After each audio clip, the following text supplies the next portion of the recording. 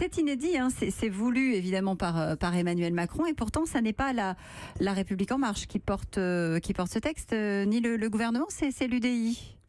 Oui, c'était un amendement que le groupe UDI et notamment son coprésident Jean-Christophe Lagarde avait déjà déposé en commission. Oui, mais est-ce que ça veut dire que ça n'est pas totalement assumé par le gouvernement ou par la majorité ? Écoutez, cela vous demanderez au gouvernement. Moi, ce que je sais, c'est que ça fait longtemps que je pense que c'est un peu ridicule d'avoir un discours du président de la République suivi d'intervention des présidents des groupes parlementaires de l'Assemblée et du Sénat, mais sans le président de la République. C'est-à-dire que les présidents de groupe répondent au président alors que le président est déjà parti. Et d'ailleurs, du coup, le président ne peut pas non plus leur répondre.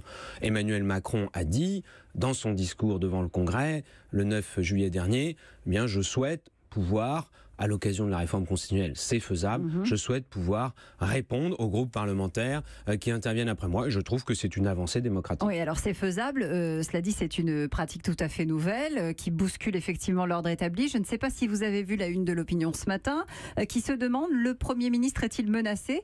C'est le cas, Édouard Philippe, comme François Fillon, va devenir le collaborateur ? Non, François Fillon, il a été Premier ministre pendant 5 ans. C'est tout le bien que je souhaite à Édouard Philippe, parce que moi je suis pour que l'on puisse agir dans la durée.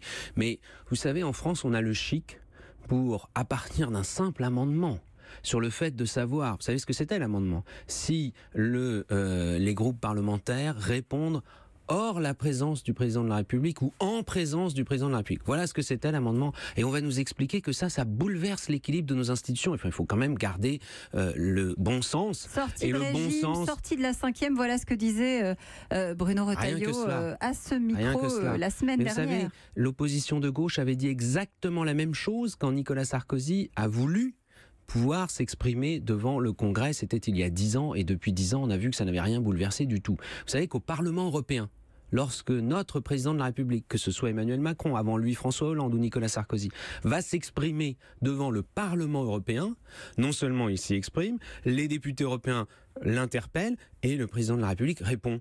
Moi, je trouve que c'est un exercice de débat démocratique sain. Évidemment, il n'y a pas de vote. C'est-à-dire que le Parlement ne va pas faire un vote de confiance comme il le fait pour le gouvernement, et ça, il faut continuer à le faire, parce que le président de la République est élu directement par les Français. Il n'est donc pas responsable devant le Parlement, mais directement devant les Français. En tout cas, ça n'est qu'une toute